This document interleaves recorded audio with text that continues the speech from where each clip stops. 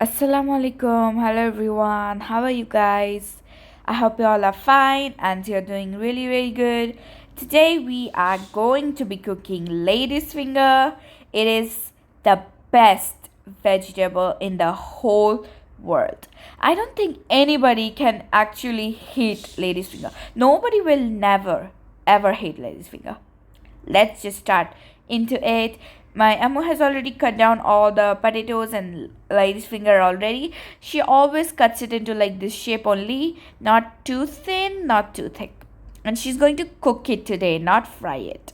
So as you saw, first she fried all the onions with oil, and she also put all the masalas and everything, and now she's just stirring it continuously to let it cook. And then you see how it's getting little bit sticky, and there's some like a gooey thing all around it. That's what we want. Until and unless you get that, you have to continue stirring, and then after that let it cook for one time, and you get one whistle and it's ready.